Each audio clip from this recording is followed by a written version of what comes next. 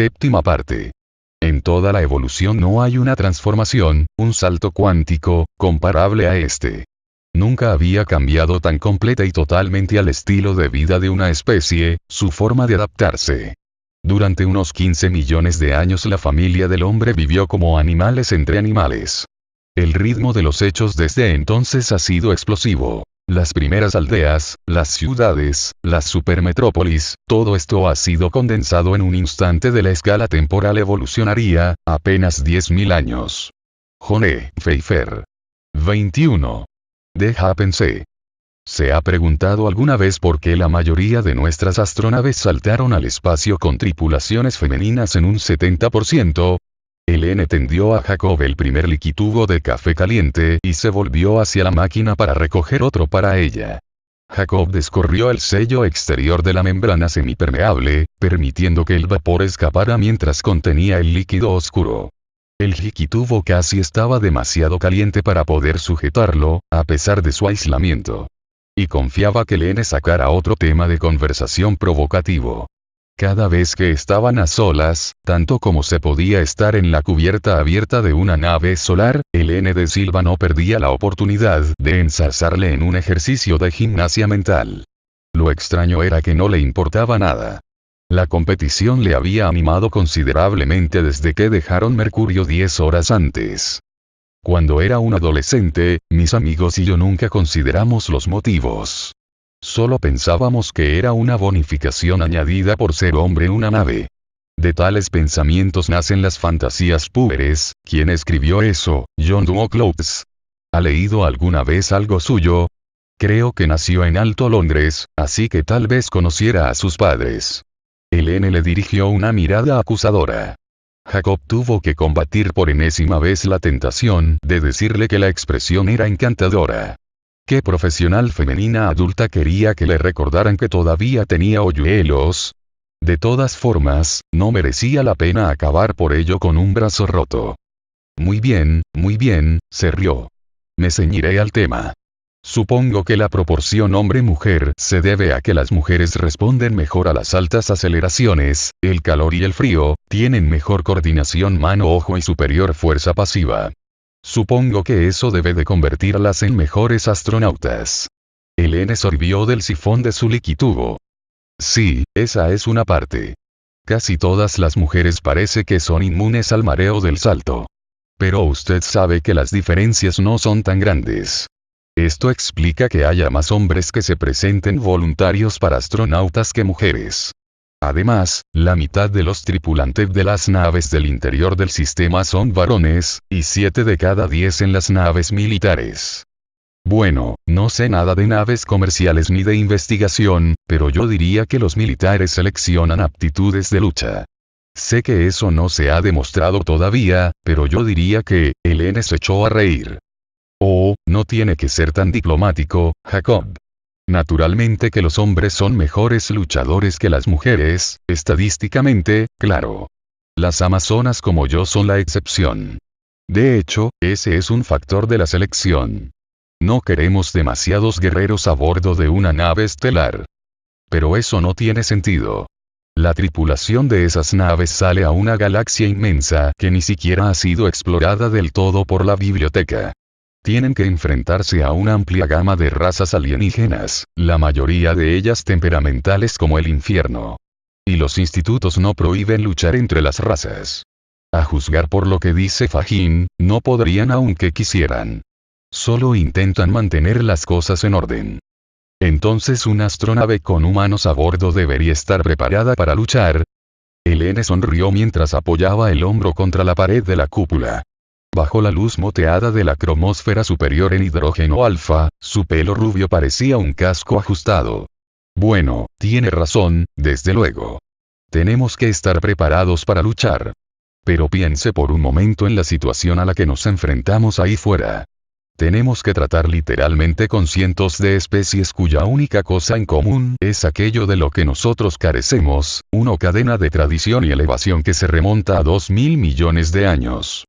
Todos llevan eones utilizando la biblioteca, aumentándola, aunque lentamente, todo el tiempo.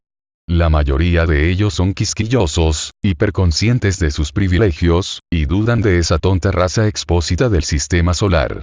¿Y qué podemos hacer cuando nos desafía una especie del 3 al cuarto cuyos tutores extinguidos los elevaron para convertirlos en caballitos parlantes que ahora poseen sus propios planetas terraformados que se encuentran en medio de nuestra única ruta a la colina de Omnivarium?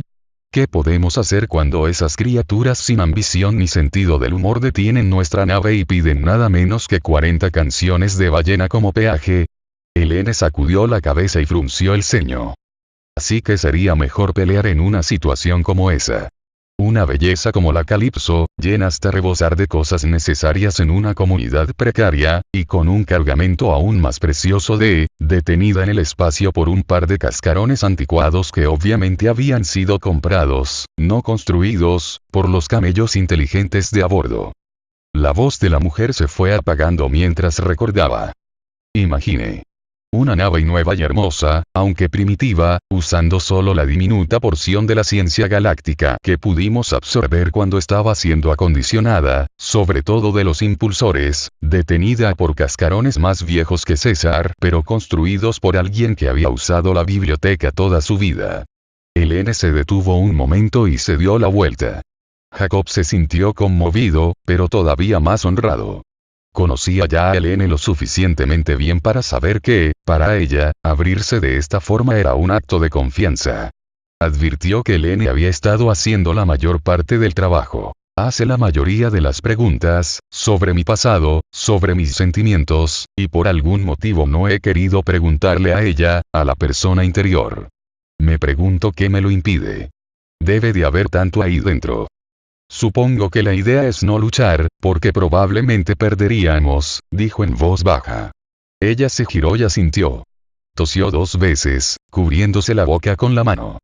Oh, tenemos un par de trucos con los que pensamos que podríamos superar a alguien de vez en cuando, simplemente porque no hemos tenido la biblioteca y eso es todo lo que ellos conocen. Pero hay que guardar esos trucos para el momento adecuado. En cambio, halagamos, adulamos, sobornamos, cantamos espirituales, bailamos, y cuando todo eso falla, huimos. Jacob imaginó cómo sería encontrarse con una nave de pila. A veces huir debe de ser terriblemente difícil. Sí, pero tenemos una forma secreta de enfriarnos. Helene sonrió levemente. Por un momento, aquellos atractivos hoyuelos volvieron a aparecer en sus mejillas.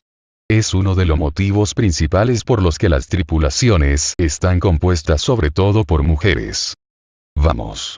La probabilidad de que una mujer le dé un puñetazo a alguien que le ha insultado debe de ser igual que la de un hombre.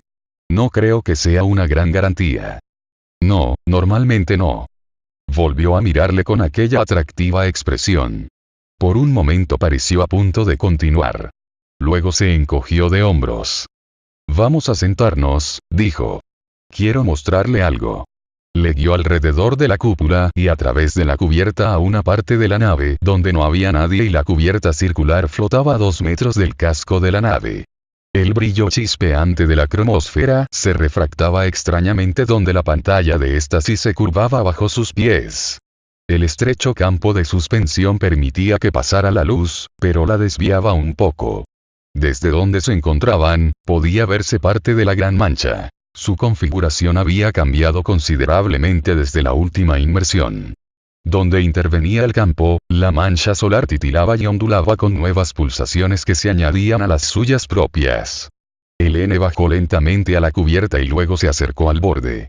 Por un instante se sentó con los pies a milímetros del temblequeo, con las rodillas bajo la barbilla. Entonces se puso las manos a la espalda y dejó que sus piernas entraran en el campo. Jacob tragó saliva. No sabía que se podía hacer eso, dijo. La contempló mientras ella giraba las piernas lánguidamente. Estas se movían como en un denso almíbar, y la tensa cobertura de su traje ondulaba como algo animado. Estiró las piernas por encima del nivel de la cubierta, con aparente facilidad. Parece que están bien. Pero no puedo sumergirlas mucho. Supongo que la masa de mis piernas crea un agujero en el campo de suspensión. Al menos no las siento al revés cuando lo hago. Las bajó de nuevo. Jacob sintió que las rodillas se le aflojaban. ¿Quiere decir que nunca había hecho esto? Ella le miró y sonrió. ¿Estoy alardeando? Sí, supongo que intentaba impresionarle. Pero no estoy loca. Después de lo que nos dijo sobre Bubaku y la aspiradora, repasé cuidadosamente las ecuaciones. Es perfectamente seguro. ¿Por qué no me acompaña? Jacob asintió, aturdido. Después de tantos milagros y cosas inexplicables, esto era poca cosa. Decidió que el secreto era no pensarlo. Parecía en efecto un denso almíbar que aumentaba su viscosidad mientras empujaba hacia abajo. Era gomoso y respondió. Y las piernas del traje de Jacob parecieron desconcertantemente vivas. Helene no dijo nada durante un rato. Jacob respetó su silencio. Obviamente, tenía algo en mente. ¿Es cierta la historia de la aguja Finilia? Preguntó por fin, sin mirarle. Sí. Debió de ser toda una mujer. Sí, lo fue. Quiero decir, además de valiente. Tuvo que ser valiente para saltar de un globo a otro, a 35 kilómetros de altura, pero, intentaba distraerlos mientras yo desactivaba el detonador. No tendría que haberla dejado. Jacob oyó su propia voz, remota y apagada. Pero pensé que podría protegerla al mismo tiempo, tenía un aparato, pero ella debió de ser una gran persona en otros aspectos. Me gustaría haberla conocido. Jacob advirtió que no había dicho nada en voz alta. Sí, Helene. Le habría gustado a Tania. Se estremeció. Esto no les llevaba a ninguna parte. Pero creí que estábamos hablando de otra cosa, de la proporción de hombres y mujeres en las naves estelares, ¿no? Ella se miró los pies. Estamos hablando del mismo tema, dijo suavemente. ¿Sí? Claro. Recuerda que dije que había una forma de hacer que una tripulación con mayoría femenina fuera más cautelosa en el trato con los alienígenas, una forma de garantizar que huirían en vez de luchar. Sí, pero, hasta ahora la humanidad ha podido fundar 3 colonias, pero los costes de transporte son demasiado grandes para llevar a tantos pasajeros, de modo que aumentar el acervo genético de una colonia aislada es todo un problema. Hablaba con rapidez, como avergonzada. Cuando regresamos la primera vez y descubrimos que la Constitución imperaba de nuevo, la Confederación hizo que las mujeres fueran voluntarias al siguiente salto en vez de obligatoriamente. Sin embargo, la mayoría de nosotras nos presentamos. Yo, no comprendo. Ella le miró y sonrió. Bueno, tal vez ahora no sea el momento. Pero tendría que darse cuenta de que voy a partir en la Calypso dentro de unos pocos meses y hay algunos preparativos que tengo que hacer de antemano. Y puedo ser tan selectiva como quiera. Le miró directamente a los ojos. Jacob sintió que tenía la boca abierta. Bien.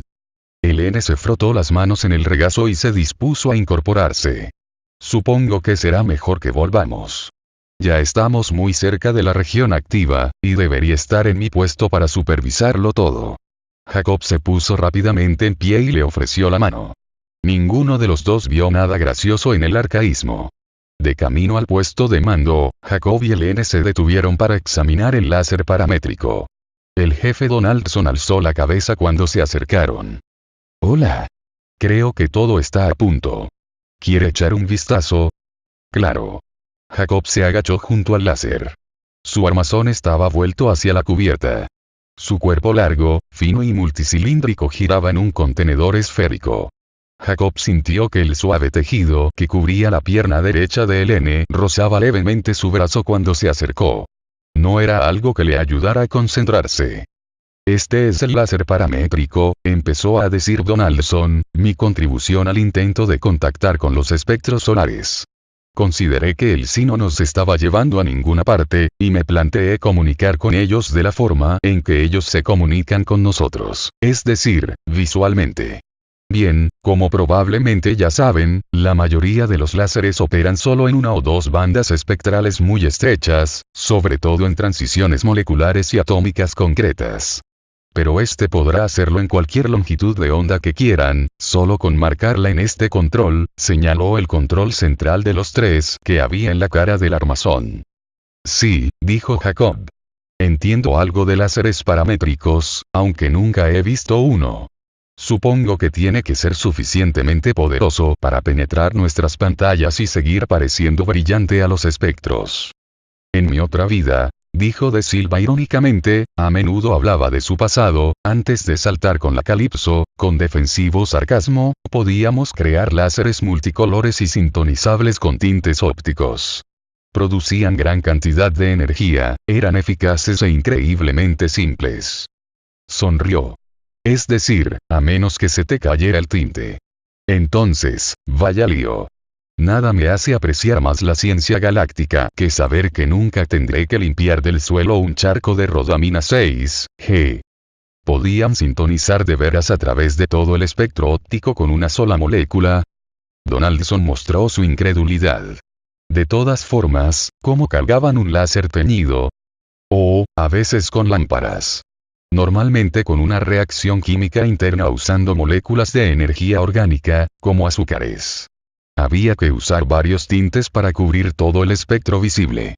Se usaba mucho cumarina polimetílica para el azul y el verde. Y rodamina y otros similares para los colores rojos. De todas formas, es historia pasada. Quiero saber qué diabólico plan han cosido Jacob y usted esta vez. Se desplomó junto a Jacob en la cubierta. En vez de mirar a Donaldson, contempló a Jacob con su expresión desconcertante.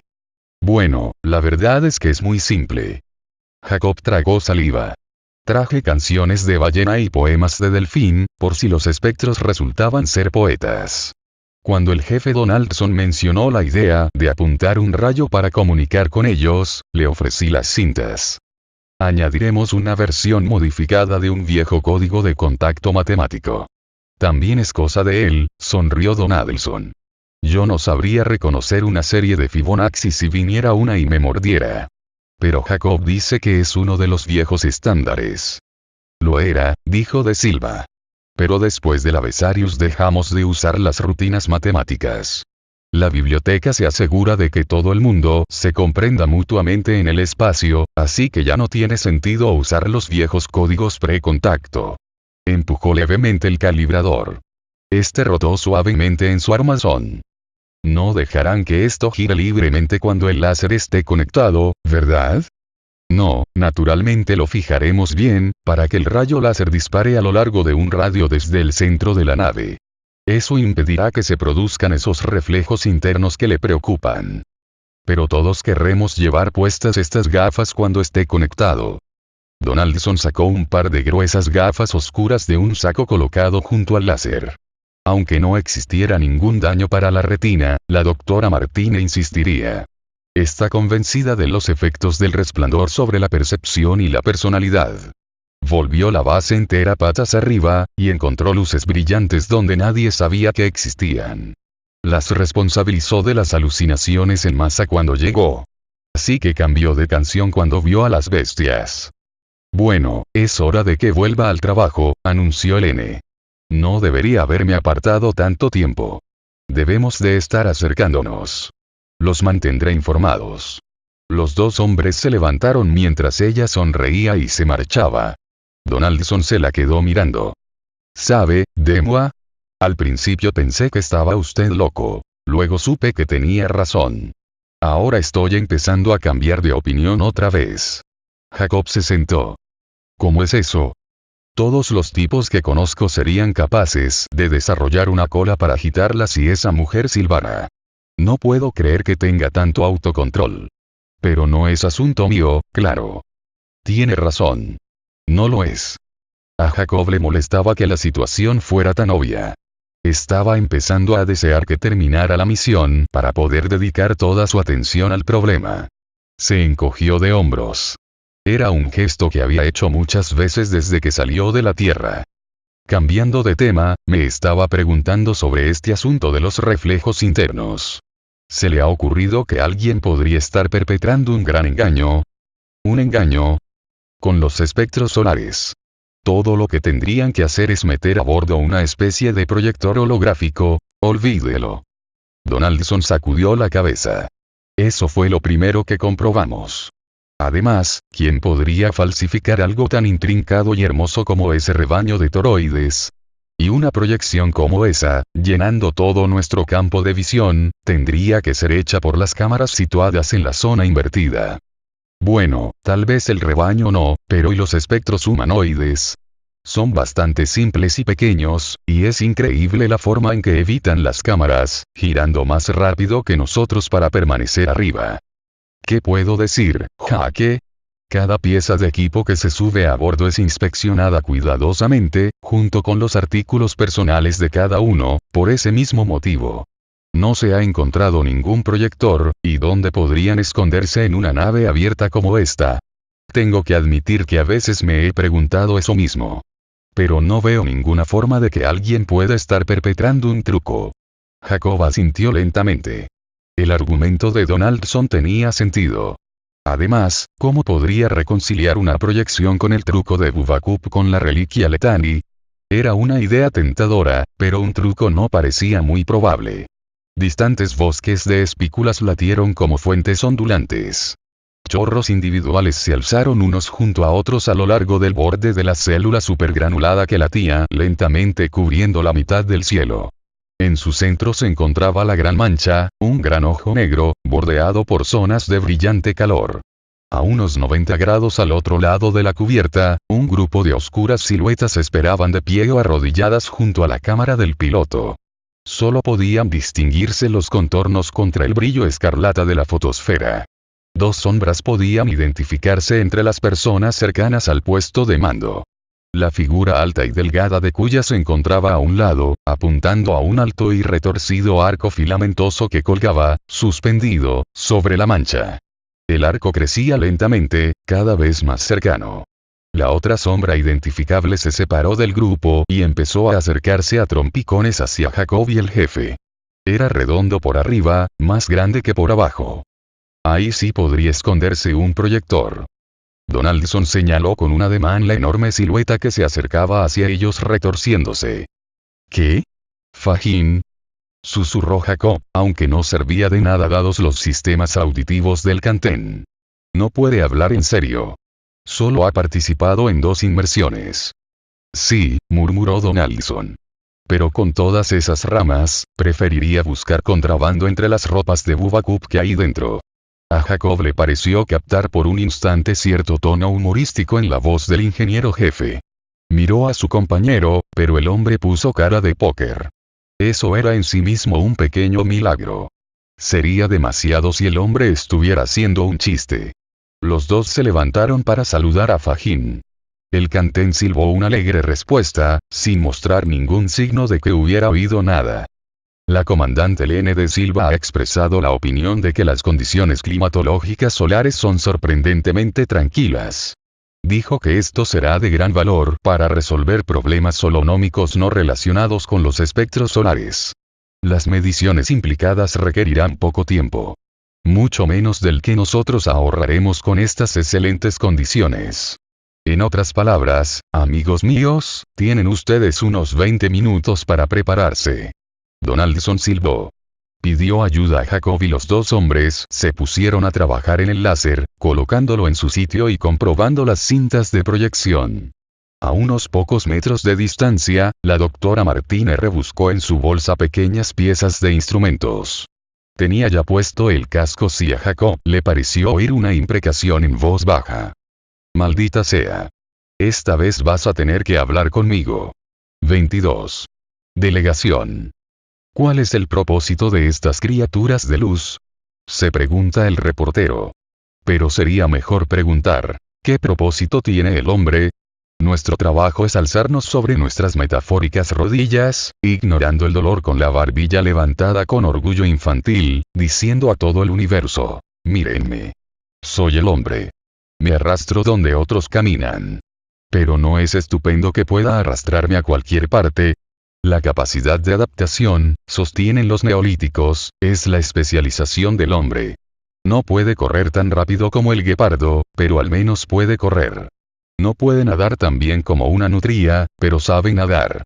Sus ojos no son tan agudos como los de un halcón, ni puede almacenar comida en sus carrillos. Por eso debe entrenar sus ojos y crear instrumentos a partir de fragmentos y trozos de la tierra torturada. No solo para permitirle ver, sino para vencer al felino y a la nutria. Puede atravesar un desierto ártico, cruzar a nado un río tropical, subir a un árbol y, al final de su viaje, construir un hermoso hotel. Allí se aseará y alardeará de sus logros mientras cena con sus amigos. Y sin embargo, durante todo el tiempo nuestro héroe no se ha sentido satisfecho. Ansiaba conocer su lugar en el mundo. Gritó en voz alta. Pidió saber por qué estaba aquí. El universo de las estrellas tan solo contestó sonriendo a sus preguntas con un profundo y ambiguo silencio. Él anhelaba un propósito. Como se le negó, llevó sus frustraciones a las demás criaturas. El especialista en él conocía sus funciones y las odiaba por ello. Se convirtieron en sus esclavos, sus fábricas de proteínas. Se convirtieron en víctimas de su ira genocida. La capacidad de adaptación pronto quiso decir que no necesitábamos a nadie más. Especies cuyos descendientes tal vez pudieran ser grandes algún día, se convirtieron en polvo en el holocausto provocado por el egoísmo del hombre. Por suerte solo nos convertimos en ecologistas poco antes del contacto, esquivando así la justa ira de nuestros mayores. ¿O no fue suerte? Es un accidente que John Muir y los que le siguieron aparecieran poco después de los primeros avistamientos confirmados. Mientras este reportero yace tendido aquí, en una burbuja, rodeado de engañoso vapor rosa, se pregunta si el propósito del hombre pudiera ser el de convertirse en ejemplo. El pecado original que hizo marcharse a nuestros tutores hace tanto tiempo, está siendo pagado en una comedia. Espero que nuestros vecinos se sientan edificados, además de divertidos, mientras nos ven arrastrarnos, con la boca abierta de asombro y resentimiento, ante aquellos que son culminación encarnada, sin ambición. Fierre Laroque apartó el pulgar del botón de grabación y frunció el ceño. No, esa última parte no valía. Parecía casi amarga. Más quejumbrosa que punzante. De hecho, todo el trabajo tendría que ser reelaborado. Había muy poca espontaneidad. Las frases apenas encajaban. Dio un sorbo del liquituvo que tenía en la mano izquierda, y luego empezó a atusarse el bigote. Delante de él, la brillante manada de toroides se alzaba lentamente mientras la nave se enderezaba. La maniobra había requerido menos tiempo del esperado. Ya no podía seguir haciendo digresiones sobre la plaga de la humanidad. Aunque, después de todo, eso podría serlo cualquier otro día. Pero esto era extraordinario. Volvió a pulsar el interruptor y se acercó el micrófono. Nota para reelaborar, dijo. Más ironía, y más sobre las ventajas de ciertos tipos de especialización. Mencionar también a los Timbrimi, que son más adaptables de lo que nosotros llegaremos a serlo jamás. Hacerlo breve y recalcar el resultado si toda la humanidad participa. Hasta el momento el rebaño había consistido en pequeños anillos, a 50 kilómetros de distancia o más. El cuerpo principal apareció ahora a la vista, junto con una pequeña rendija de la fotosfera. El toroide más cercano era un brillante monstruo azul grisáceo. A lo largo de su borde, pequeñas líneas azules se entremezclaban y cambiaban, como pautas Moirei. Un halo blanco titilaba a su alrededor. Laroque suspiró. Este sería su mayor desafío. Cuando los halos de estas criaturas fueran emitidos, todo el mundo y sus criados chimpancés estarían atentos para ver si sus palabras estaban a la altura. Sin embargo, sentía lo contrario de lo que esperaba. Cuanto más profundamente entraba la nave en el sol, más se despegaba de todo. Era como si no estuviera sucediendo nada de esto. Las criaturas no parecían reales. También admitió que estaba asustado. Son perlas de serenidad, colgando en collares de esmeraldas ondulantes. Si algún galeón galáctico fondeó alguna vez aquí para dejar su tesoro en estos fieros arrecifes filamentosos, sus diademas están ahora a salvo. Sin corromper por el tiempo, todavía chispean. Ningún cazador se las llevará en un saco. Desafían a la lógica porque no deberían estar aquí. Desafían a la historia porque no son recordadas. Desafían el poder de nuestros instrumentos, e incluso el de los galácticos, nuestros mayores. Imperturbables como Bombadil, ignoran el paso del oxígeno y el hidrógeno en sus incesantes movimientos, y se nutren de la masa temporal de las fuentes. Recuerdan, podrían haberse encontrado entre los progenitores cuando la galaxia era nueva. Esperamos poder preguntárselo, pero por ahora se mantienen al margen. Jacob levantó la cabeza de su trabajo cuando el rebaño volvió a aparecer a la vista. El espectáculo le causó menos efecto que la primera vez. Para experimentar las emociones que sintió durante la primera inmersión, tendría que ver otra cosa por vez primera. Y para ver algo tan impresionante, tendría que saltar. Era uno de los inconvenientes de haber tenido monos por antepasados.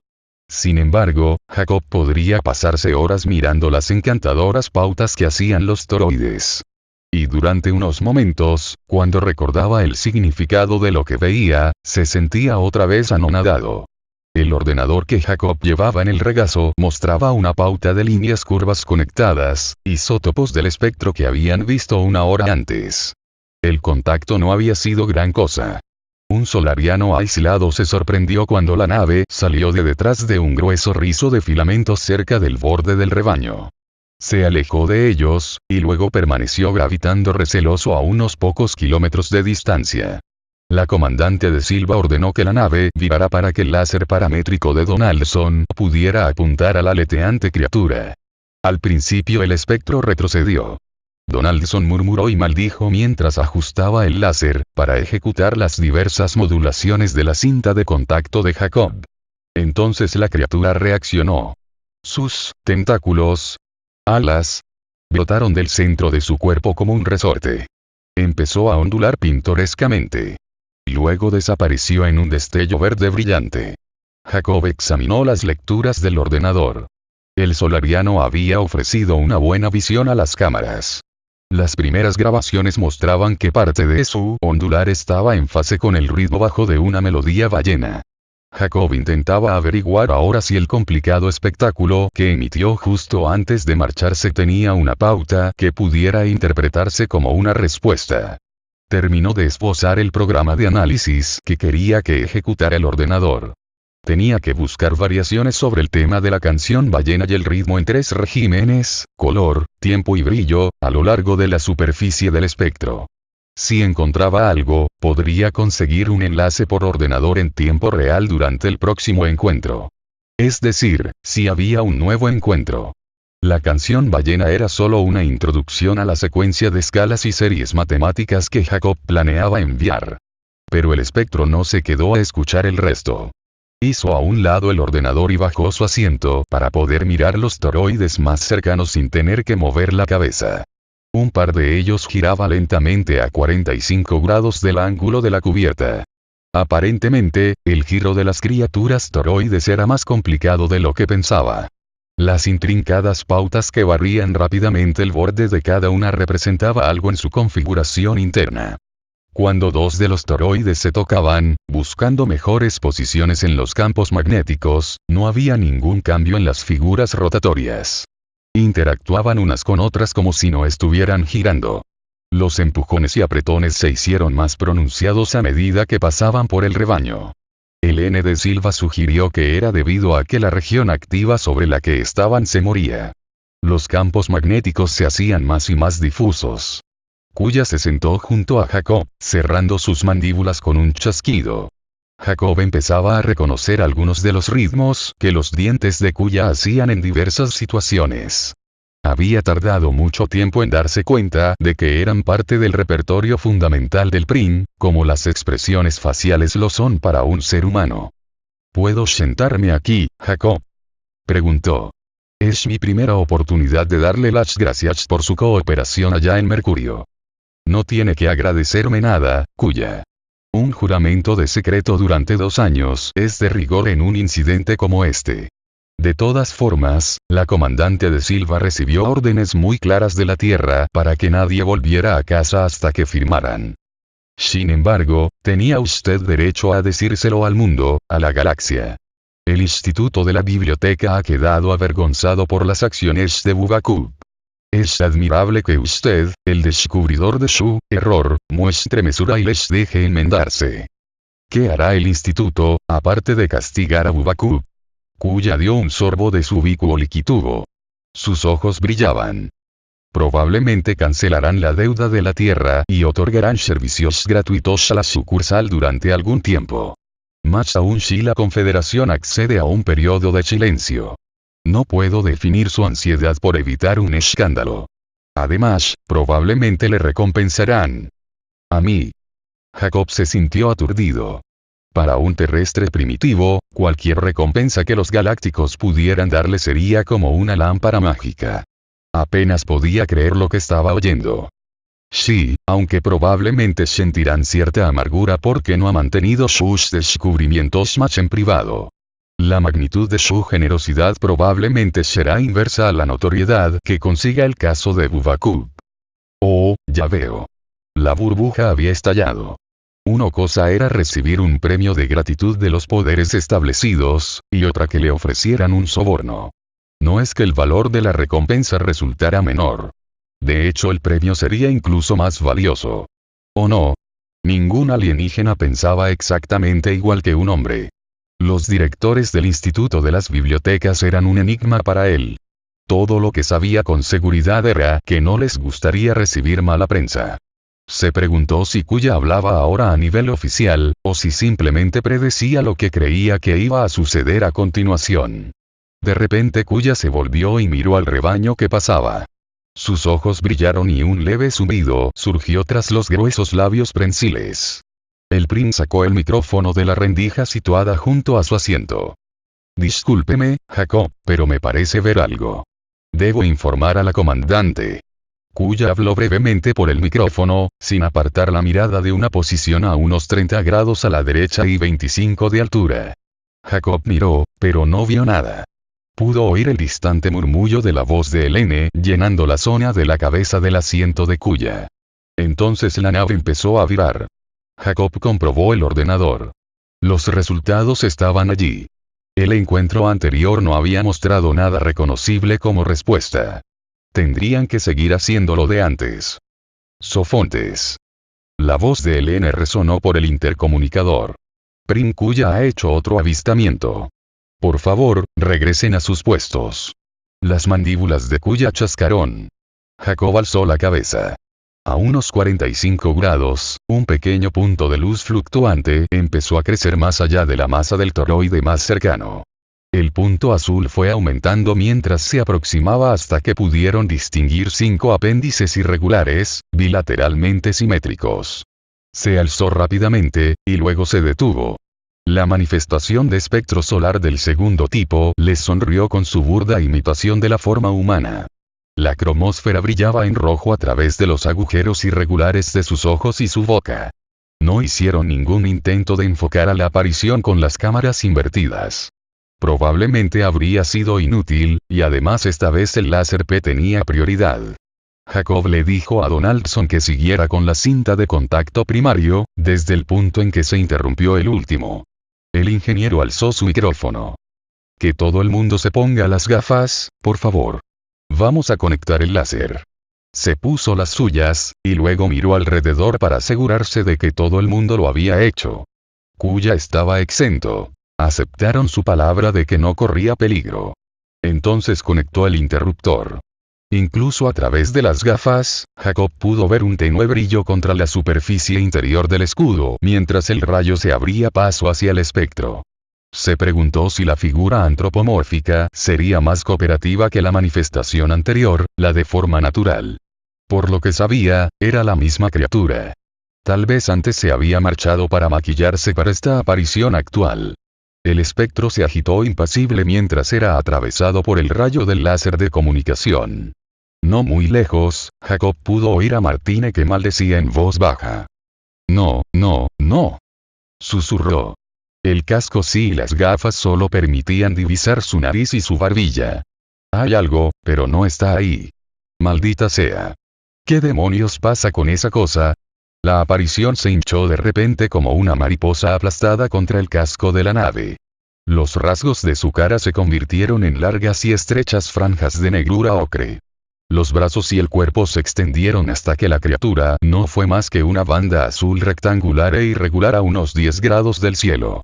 A lo largo de su superficie empezaron a formarse motas verdes. Se agitaron, se mezclaron y se separaron, y luego empezaron a tomar una forma coherente.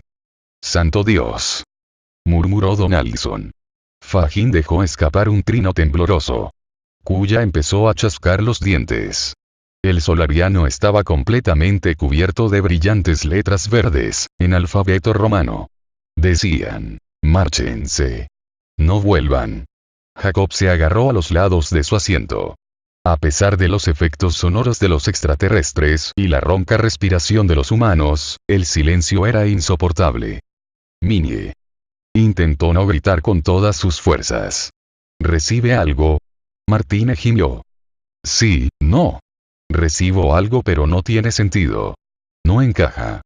Intentaremos enviar una pregunta. Pregunte si recibe nuestro sí. Martine asintió y se llevó las manos a la cara, concentrándose. Las letras se reformaron inmediatamente. Concéntrese. Hable en voz alta para enfocar. Jacob estaba anonadado.